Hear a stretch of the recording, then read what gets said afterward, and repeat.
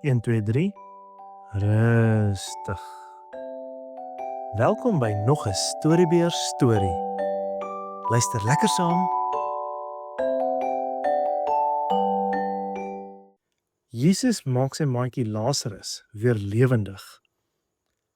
Lank gelede was daar 3 groot vriende van Jesus.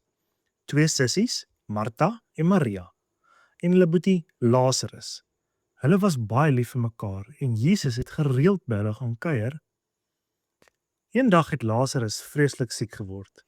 Sy sissies was baie bekommerd en het vinnig 'n boodskapper na Jesus toe gestuur om te sê: "Here, u goeie maatjie is baie siek. Help asseblief." Jesus het nie dadelik gehardloop nie. Hy het vir sy disippels gesê: "Moenie bekommerd wees nie.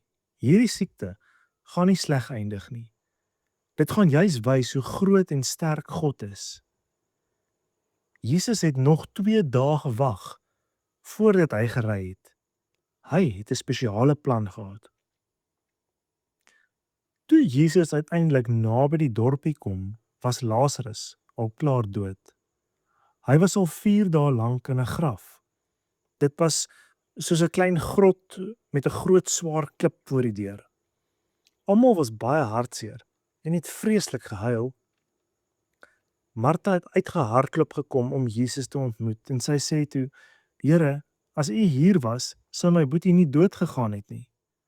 Jesus kyk vir haar en sê iets baie moois: "Ek is die een wat lewe gee. Enige een wat in my glo, sal vir altyd lewe."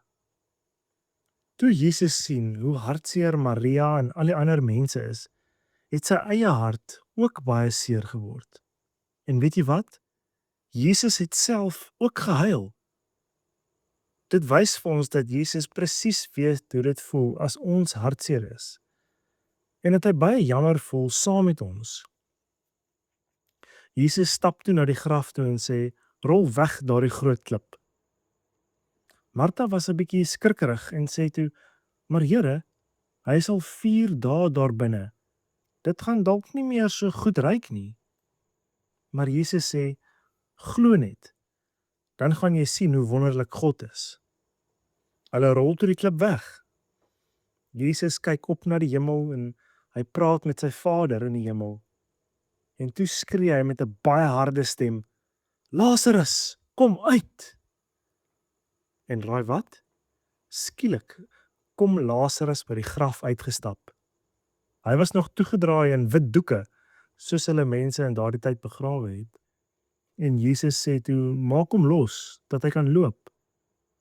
Almal se monde het oopgehang van verbasing. Hulle kon dit nie glo nie. Lazarus was weer gesond en lewendig. En Jesus het gewys dat hy self sterker is as die dood. Onthou dat Jesus jou ook baie liefhet, net soos vir Lazarus. En hy is altyd by jou, selfs as jy hartseer is of huil. Hy is die koning wat lewe gee. En hy pas jou in elke liewe oomblik op. Fluit, fluit, my storie is uit.